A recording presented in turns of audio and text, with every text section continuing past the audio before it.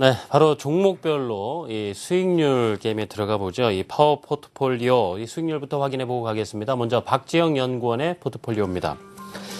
나이스 정보통신을 필두로 해서 리드코프, 구강약품이 10% 이상의 수익률 내고 있습니다. 그 뒤를 이어 현대공업이 8%대, 이 남선알미늄과 성창오토텍은 아직 약세를 보이고 있군요. 누적 수익률은 14.23%입니다. 오늘 만나보실 이서구 부장의 포트폴리오입니다. 원익 IPS, 대우증권 10% 이상의 수익률 내고 있고요. 뒤를 이어 풍산과 두산인프라코어 확인해 주시기 바랍니다. 롯데케미칼은 제자리, 대한항공과 삼성 SDI 마이너스권입니다. 누적 수익률은 마이너스 2.69%입니다. 신용목 팀장의 포트폴리오 보시죠. 크리스탈이 상당히 높은 수익률 보이고 있죠. 30% 이상 넘어서고 있습니다. 다음 엑세스바이오와 시젠, 환인제약이 4%대, 그 뒤를 이어 화일약품과 메디톡스, 플러스권 수익률 보이고 있습니다. 누적 수익률은 6.06% 올랐군요. 자, 황보은경 차장의 포트폴리오입니다. 성창기업 지주가 13%대, 뒤를 이어 NI스틸, 가온미디어 나란히 12%대입니다. 그리고 경인양행과 나스미디어, 삼원강제도 플러스 수익권에 들어와 있습니다. 누적 수익률은 16.29%입니다. 자, 오늘 함께 하실 분입니다. 동부증권 영업부의 이서구 부장 나와 계십니다. 부장님 어서 오세요. 네, 안녕하세요. 네.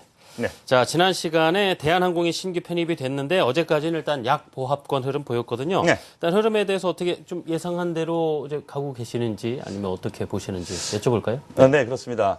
비중을 10% 실었는데 여기에 대해서는 뭐 1, 2% 조정이 있다면은 더 5% 추가하겠다는 의미였거든요. 예. 그런데 고공권대에서 다시 제자리 찾는 흐름입니다. 보합선 흐름인데요. 네. 잠깐 차트를 보시면서 현재 흐름 저희가 어떻게 진행되는가 예상치를 다시 한번 말씀을 드리겠습니다. 지난 시간에 말씀을 드렸을 때 전 고점대에 갖다 놨었던 흐름, 여기에 대해서는 역시 워낙 강세 수에 그러한 부분이 좀 녹아져 있다라고 말씀을 드렸습니다.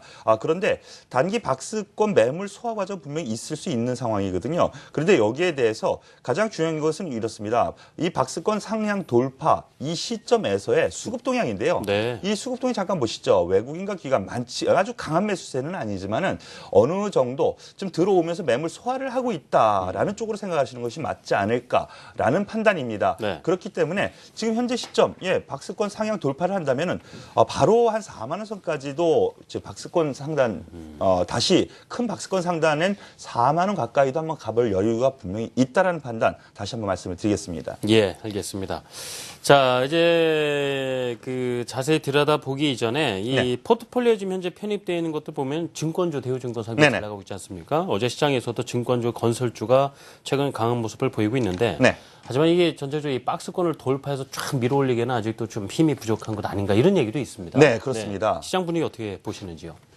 역시 변동 요인도 분명히 있습니다. 네. 그런데 홀로 소외되는 흐름 그동안에 많이 있었는데 근데 이제부터 상승 초입부에 들어서는 국면이 아닌가라는 흐름이 최근 일주일 동안 나타나고 있는 현상입니다. 네. 그런 변동 요인, 즉 악재 요인과 호재 요인을 나누어서 어느 쪽이 더 강한 흐름이 나타날 것인가에 대한 부분으로 오늘은 말씀을 드리죠. 역시 변동 요인은 환율 부분입니다. 원화 강세, 바로 그것으로 인해서 어제도 그렇지만은요. 수출주, 특히 대형 IT 기업들이 그렇게 큰 좋은 흐름 보이지 않았고요. 특히 현대차를 비롯한 자동차주들이 그렇게 좋지 않은 흐름을 보였죠. 그러므로 인해서 지수는 뭐 답보 상태지만은 그 이외에 어제 같은 경우에는 뭐 말씀하셨던 것처럼 증권주, 은행주 그리고 조선주가 또 급등하는 흐름, 이런 흐름을 놓고 보면은 이러한 환율 요인은 좀 제로 뭐 이렇게 호재도 악재도 아닌 상태로 보는 것이 맞고요. 변동 요인으로 보시는 것이 맞는 것 같습니다. 다만 해외 지정학적 리스크, 과연 우리나라만 과연 영향을 받는 걸까요? 그렇지 않다고 보여지네요. 이러한 해외 지정학적 리스크 같은 경우는 항상 과거에도 그랬고요. 뭐 단기적인 변동 요인으로 보시는 것이 맞다라는 판단에서 놓고 보면은 역시 악재 요인은 단기적인 변동 요인이고요. 그러면 호재 요인은 과연 중기적으로 펀더멘털적인 요인으로 볼 만한가 한번 잠깐 보시겠습니다. 오늘 하반기 경제 정책 방향을 발표를 실질적으로 하죠. 그런데 어제 일부 발표가 됐었던 것이 최경환 부총리가 한국판 양적 완화 정책을 하겠다라는 의견, 그리고 지금 당정에서도 어느 정도 합의가 이루어진 상태라고 지금 뉴스에 나오고 있는데요. 이것은 정부의 적극적인 경기 부양 의지를 나타내는 것이라는 것. 그렇기 때문에 최근에 증권주 건설주의 상승은 바로 이러한 저변에 있는 것이거든요. 그것이 실질적으로 노출돼서 오늘 어느 정도 조정을 볼 수 있겠지만은요. 경제 정책이 역시 적극 적극적인 정부에 의한 것이라면은요, 향후 더 갈 가능성이 있다라는 첫 번째 이유. 그리고 두 번째는 그 밑바탕에는 기관의 매물은 분명히 나오지만은요, 네. 기관은 어쩔 수 없는 매물인 것 같습니다. 다만 외국인의 매수세가 지금 지속적으로 들어오고 있다는 점, 워낙 강세 이유가 바로 여기에 있다는 점에서 놓고 보면은 그 변동 요인도 악재 요인으로 보시는 것이 아닌 것 같습니다. 그러면 차트를 보시면서 현재 상황과 그러면은 기술적으로는 어떤 흐름이 나타나는가 한번 보시죠. 먼저 중국 증시 흐름입니다. 중국 증시 과연 이 삼각 수렴형을 돌파하느냐 마느냐 기로에 놓여 있었는데요. 말씀을 드렸었죠. 저점을 점점 높여가면서 돌파를 한 상태. 그리고 어제 다시 그걸 확인하면서 전 고점을 다시 올려가고 있습니다. 이런 점에서 놓고 보면 주변 증시에서 교역량이 가장 많고 우리나라 증시가 못 갔던 이유 중에 하나인 상해 종합 증시도 역시 방향성을 위로 잡을 즉 하단권을 갖다가 추세 전환을 갖다 이루어질 가능성이 있다라고 보시면 되겠거든요. 그렇기 때문에 우리나라 증시에서 놓고 보면은 삼각 수렴형에서 상향 돌파 거의 같은 맥락의 흐름이죠. 중국이랑요. 방향은 다르지만은요. 네. 이런 흐름에서 놓고 보면은 지금 소위 이 박스권 상단을 돌파한 이후 플랫폼 확인을 한번 하고 다시 올려붙이는 흐름에서 놓고 보면은 역시 지금은 상승 추세 전환 시점에 있다라고 보여집니다. 마지막으로 내용적으로 보면은 외국인의 매수가 동반된 상태에서 건설증권 주도의 흐름이 최근 나타나고 있고요. 네. 어제 같은 경우에는 철강, 조선, 화학 이러한 종목들이 올라가는 흐름, 그것을 자동차와 전기전자 쪽에 하락을 메꾸는 순환적인 흐름으로 나타나는 거 보면은요. 역시 상승 초입 국면에서 나타나는 긍정적인 요인이다. 이렇게 말씀드릴 수 있겠습니다. 예, 그렇군요. 네. 지금 현재 그 현금 비중이 5% 남아 있는데 네. 기존에 한 종목을 뭐 추가적으로 매수안에 사용하실 것이 아니라 차라리 새 종목을 넣겠다 하셨거든요. 네네네. 네. 그렇습니다. 요 5%를 어떻게 할 것인가, 네. 뭐 대한항공 추가로 할 것인가도 생각을 해봤는데요. 좋은 종목, 좀 눈에 띄는 종목이 하나 있어서 네. 5% 소형주에서 한번 찾아봤습니다. 바로 들어볼까요? 네, 오늘 SBS 콘텐츠 허브라는 종목에 대해서 말씀을 좀 드릴까 합니다.